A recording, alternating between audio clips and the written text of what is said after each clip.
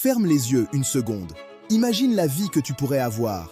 Si tu osais vraiment, si tu disais ce que tu penses, si tu faisais ce premier pas, si tu croyais, ne serait-ce qu'un peu plus, en toi. Maintenant, laisse-moi te poser une question simple, mais dérangeante. Combien de choses n'as-tu pas faites dans ta vie? Non pas par manque de talent, mais par manque de confiance.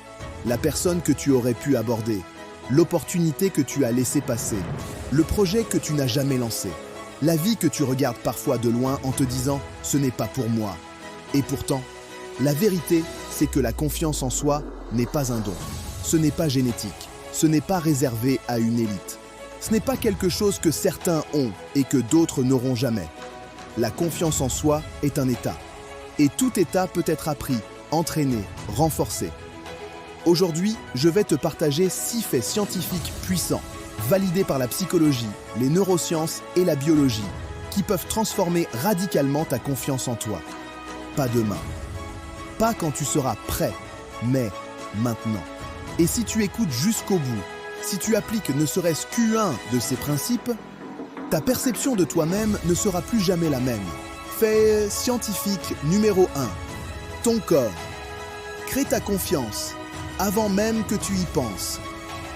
On croit souvent que la confiance est quelque chose de mental, qu'il faut se sentir confiant pour agir. La science dit l'inverse. Tu n'agis pas parce que tu es confiant. Tu deviens confiant parce que tu agis, avec ton corps. Des études en psychologie comportementale montrent que la posture influence directement l'activité cérébrale liée à la confiance. Quand tu te tiens droit, poitrine ouverte, épaules en arrière, tête haute, ton cerveau reçoit un message clair. Je suis en sécurité, je suis capable, je suis légitime. À l'inverse, quand tu te recroquevilles, dos voûté, regard vers le sol, respiration courte. Ton cerveau active des circuits de peur, de soumission et d'évitement. Chez les primates, c'est encore plus visible. Le dominant prend de l'espace, le soumis se referme. Ton corps parle à ton cerveau avant même que tu penses. Donc, la première clé est simple mais puissante. Change ton corps et ton esprit suivra. Tiens-toi droit quand tu doutes. Marche lentement quand tu stresses. Occupe l'espace quand tu as peur. Pas pour faire semblant, mais pour reprogrammer ton système nerveux. Fait scientifique. Numéro 2. Ta respiration détermine ton niveau de confiance. Voici quelque chose que presque personne ne t'a jamais expliqué. Le manque de confiance est souvent un manque d'oxygène. Quand tu as peur, tu bloques ta respiration. Quand tu stresses, tu respires vite et mal. Quand tu doutes, ton corps passe en mode survie. Le problème, ton cerveau ne fait pas la différence entre un danger réel et une peur imaginaire. Pour lui, une respiration courte égale danger.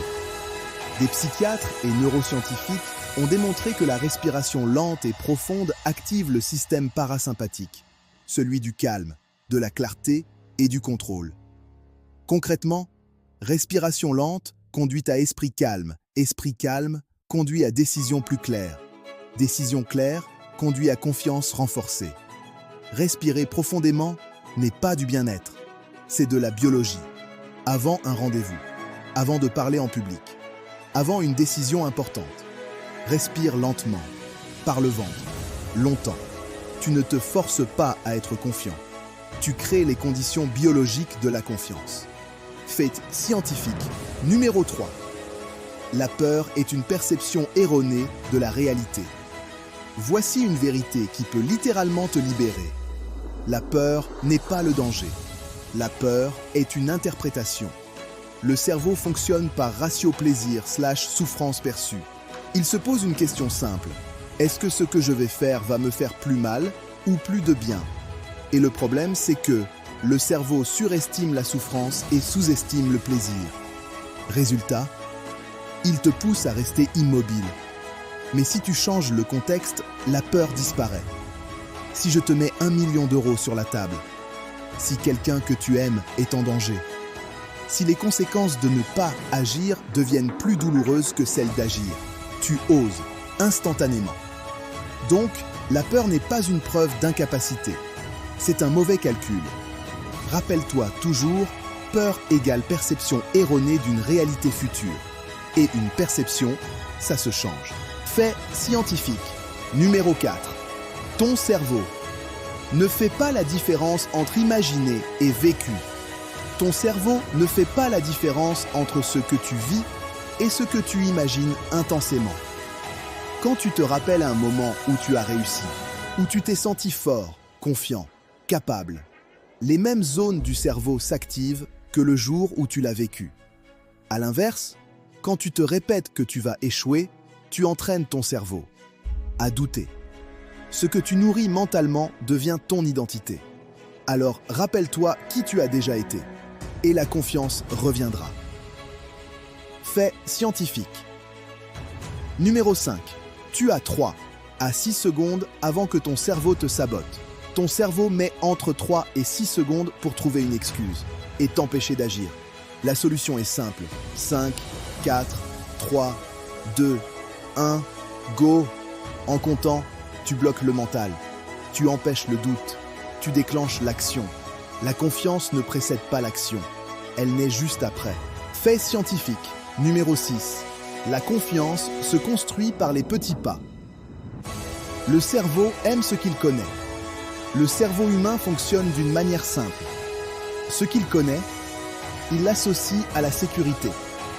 Ce qu'il ne connaît pas, il l'associe au danger. Ce n'est pas toi le problème, c'est juste ton cerveau qui fait son travail, te protéger. Voilà pourquoi rester immobile semble rassurant.